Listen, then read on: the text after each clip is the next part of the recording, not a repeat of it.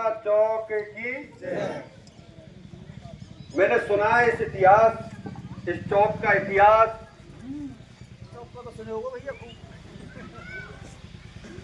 मैंने इतिहास सुना है कि जो व्यक्ति इस चौक में आया, अपनी बात लेके, अगर ईमानदारी से कोई आया, उसकी बात समस्त 12 गांव कामर घाट के साथ साथ परम पिता परमात्मा ने भी उसकी लाज रखी।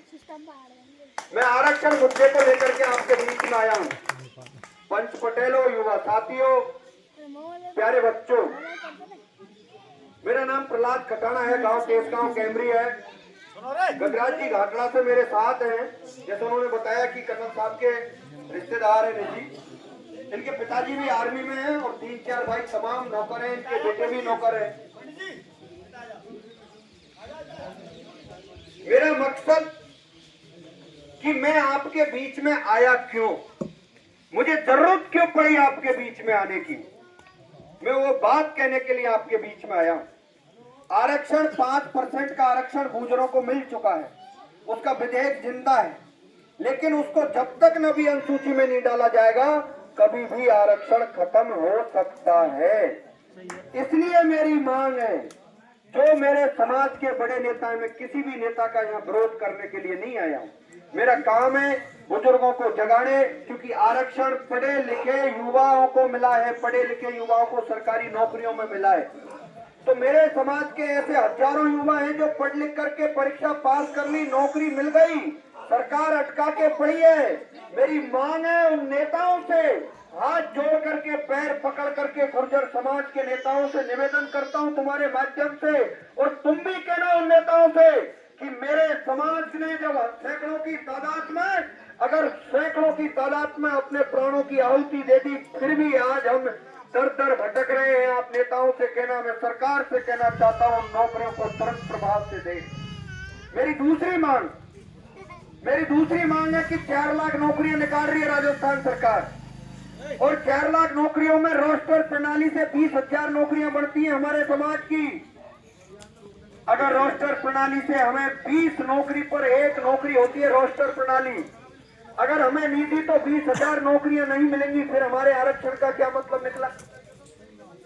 और साहब, अगर ये आरक्षण 5% जो सुप्रीम कोर्ट में हियरिंग चल रही है, ये तो चुनावों के वजह से उसको दबा करके बैठे नहीं। आपने एक लेटर पढ़ा होगा कि सुप्रीम कोर्ट ने ये मांगा कि अब तक गुर्जरों की आरक्षण से नौकरियां लगी हैं, उनकी लिस्ट भेजो, समीक्षा करेंगे, हो सकता है लगी लगाई नौकरियों को भी खत्म कर दें। इसका कारण क्या है?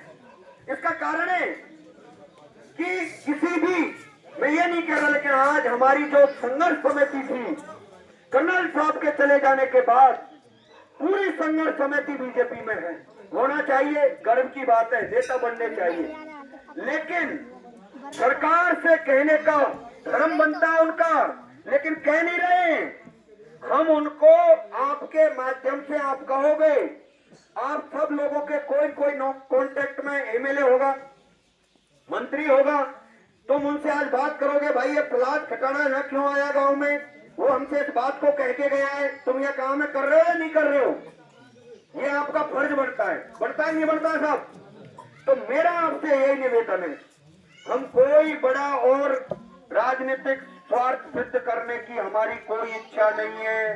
15 साल से जब मैंने अगर कंधे से कंधा मिला के कर्नल साहब के साथ में काम किया, तो मेरी दिल की पीड़ा, पढ़े लिखे लोग जो लड़के हैं वो हमसे कहते हैं, नेता तो बड़े घरों में रहते हैं, बड़ी गाड़ियां, बड़े बंगले, बड़े लोगों के पास उठना बैठना, आम गरीब मजदूर किसान के बेटों की कौन सुनेगा इस राजस्थान में? जब कोई नहीं सुन रहा था तो प्रहलाद खटाना को मजबूर होकर के आवाज उठानी पड़ी। और मैं शौक में एक बात और कहना चाहता हूं, आदरणीय बयाना की एमएलए श्रीमती जी ऋतु बनावत जी, मैं आपके बयाना क्षेत्र में घूम रहा हूं, आपको हमने वोट दिए हैं। मैं आपसे निवेदन करना चाहता हूं कि कल की डेट में राजस्थान सरकार को एक लेटर लिख और ये कहो कि गुर्जरों को आरक्षण को नवी अनुसूची में डालो, और जो भर्तियां अटकी है उनको तुरंत प्रभाव से दो, और आगामी 4 लाख भर्तियों में रोस्टर प्रणाली का चेक लिख करके लेटर भेजना चाहिए कि नहीं भेजना चाहिए? मेरा आपसे निवेदन है कि आप आज ही सब लोग फोन करके कहोगे और उनको कल लेटर लिखना पड़ेगा।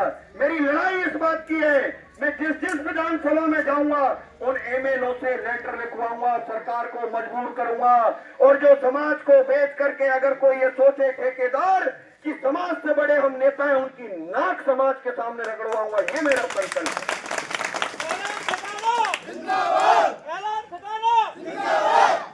लोग हमको जब याद करते हैं जब वोट चाहिए होते हैं साहब, लोग हमें जब याद करते हैं जब नेता बनना होता है। लेकिन अगर समाज की जब बात आती है, मैं कौन सी बुरा काम कर रहा हूं बताइए साहब, मैं इस काम को करूं या नहीं करूं? बताओ, आप कह दो मैं घर चला जाऊंगा तो मेरा कामर घाट से निवेदन है, तो मेरा कामर घाट से निवेदन है कि 9 तारीख को बयाना में हम रैली करेंगे, एसडीएम को ज्ञापन देंगे, कुंडा पे इकट्ठे होंगे तो तमाम गांवों से ट्रैक्टर, ट्रॉली, मोटरसाइकिल जो भी साधन हैं उनमें एक साथ बैठ करके माता, बहने, लेडीज, नए बुजुर्ग हम शांतिपूर्वक तरीके से सरकार को लेटर देंगे उनके एसडीएम के साथ में। और मैं एक बात और कह दूं साहब, यह बात चल रही है कि साहब यहाँ तो नेता ही बहुत है, बयानों में नेताओं की कमी नहीं है। मैं ये दोनों वक्त मिल रही है, ईश्वर को हाजिर नाजिर करके कह रहा हूं, 3 दिन से मैंने सब नेताओं को फोन करके कहा है कि तुम अगुवाई करना। मैं जैसे 15 साल से पीछे रहा हूं, मैं आज भी पीछे हूं। मैं तुम्हारे माध्यम से भी कह रहा हूं कि मैं सब नेताओं से हाथ जोड़ करके मैंने कह लिया है कि हमारी इस आवाज को वहां तक पहुंचा दो, साहब आ जाओ। लेकिन कोई नहीं सुन रहा है। जब कोई नहीं सुन रहा, समाज नेतृत्व विहीन हो गया कर्नल साहब के बाद, तो फिर मेरे दिल में ये आग लगी। अरे नेता बनना कोई बड़ी बात नहीं है, एमएलए और सांसद बनना कोई बड़ी बात नहीं है। मैं भी किसी पार्टी में जुड़ करके 5 साल एक विधानसभा में हाथ जोड़ लूंगा, पैर पकड़ लूंगा, लोगों के काम करवा लूंगा, मैं भी बन जाऊंगा। मुझे क्यों गांव-गांव भटकने की जरूरत होती? लेकिन मैं उन 72 भाइयों की जो शहादत है, जिन माताओं का लाल चले गए, उन बहनों के हाथ का सुहाग चला गया, उन बहनों के भाई चले गए, मैं उसको बर्दाश्त नहीं कर सकता। मेरा खून इजाजत नहीं देता, इसलिए मैं आपको जगाने आया।